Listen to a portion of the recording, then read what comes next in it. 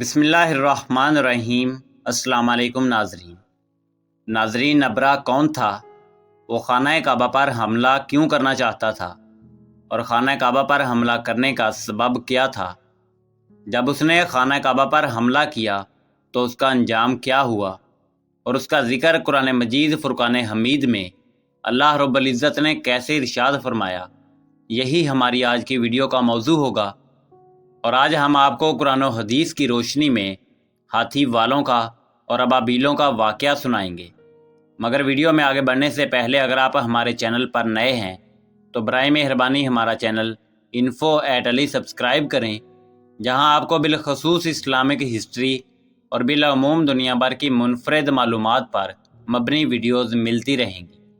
ناظرین، روایات کے مطابق امام الانبیاء جناب محمد رسول اللہ صلی اللہ علیہ وآلہ وسلم کی پیدائش سے صرف 2 دن پہلے یمن کا بادشاہ ابرا ہاتھیوں کی فوج لے کر معاذ اللہ کعبہ گرانے کے لیے مکہ پر حملہ آور ہوا تھا۔ اس کا سبب یہ تھا کہ ابرا نے یمن کے دارالحکومت سنا میں ایک بہت ہی شاندار اور عالیشان گرجا گھر بنوایا اور یہ کوشش کرنے لگا کہ عرب کے لوگ بجائے خانہ کعبہ کے یمن آ کر اس گرجا گھر کا حج کیا کریں۔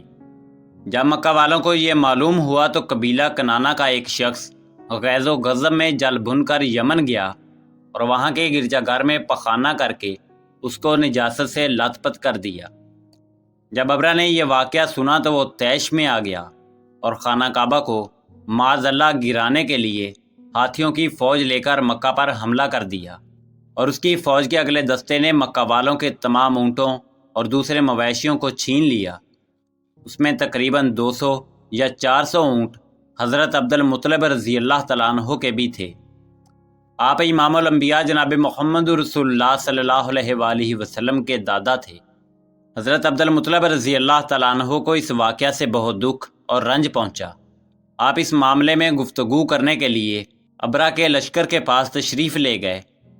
جب ابرا کو معلوم ہوا کہ قریش کا سردار اس سے ملاقات کرنے کے لیے آیا ہے تو اس نے اپنے آپ کو ایک خیمے میں چھپا لیا اور کہا کہ سردار کو خیمے کے اندر بھیج دو۔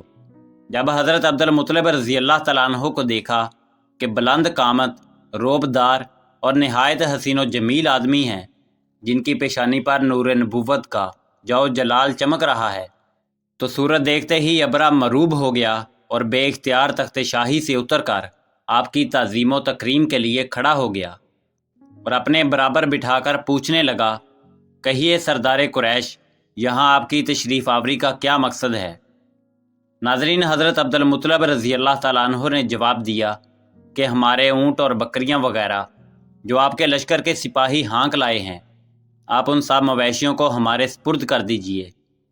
یہ سن کر ابرا نے کہا کہ اے سردار قریش، میں تو یہ سمجھتا تھا کہ آپ بہت ہی حوصلہ مند اور شاندار آدمی ہیں، مگر آپ نے مجھ سے اپنے اونٹوں کا سوال کر کے میری نظروں میں اپنا وقار کم کر دیا۔ اونٹ اور بکری کی حقیقت ہی کیا ہے؟ میں تو آپ کے کعبہ کو توڑ پھوڑ کر برباد کرنے کے لیے آیا ہوں، آپ اس کے بارے میں گفتگو کریں۔ حضرت عبد المطلب رضی اللہ تعالیٰ عنہ نے ارشاد فرمایا کہ مجھے تو اپنے اونٹوں سے مطلب ہے، کعبہ میرا گھر نہیں بلکہ وہ اللہ رب العزت کا گھر ہے، وہ خود اپنے گھر کو بچا لے گا، مجھے کعبہ کی فکر نہیں۔ یہ سن کر ابرا اپنے فرعونی لہجے میں کہنے لگا، اے سردار مکہ سن لیجئے، میں کعبہ کو گرا کر اس کی اینٹ سے اینٹ بجا دوں گا اور معاذ اللہ روئے زمین پر کعبہ کا نام و نشان مٹا دوں گا، کیونکہ مکہ والوں نے میرے گرجا گھر کی بڑی بے حرمتی کی ہے، اس لیے میں اس کا انتقام لینے کے لیے کعبہ کو مسمار کر دینا ضروری سمجھتا ہوں اور ہاتھیوں کا لشکر لے کر آیا ہوں۔ حضرت عبد المطلب رضی اللہ تعالیٰ عنہ نے فرمایا، آپ جانیں اور خدا جانے، آپ سے سفارش کرنے والا میں کون ہوں؟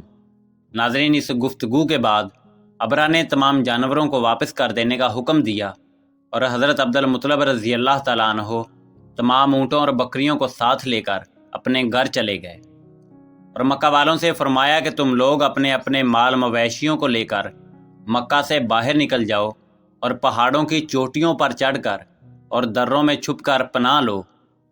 مکہ والوں سے یہ کہہ کر پھر خود اور اپنے خاندان اور چند آدمیوں کو ساتھ لے کر خانہ کعبہ گئے اور دروازے کا حلقہ پکڑ کر انتہائی بے قراری و گریہ و زاری کے ساتھ دربار باری الہ میں اس طرح دعا مانگنے لگے: اے پروردگار عالم، بے شک ہر شخص اپنے اپنے گھر کی حفاظت کرتا ہے، لہٰذا تو بھی اپنے گھر کی حفاظت فرما، اور صلیب والوں اور صلیب کے پجاریوں عیسائیوں کے مقابلے میں اپنے اطاعت شاروں کی مدد فرما۔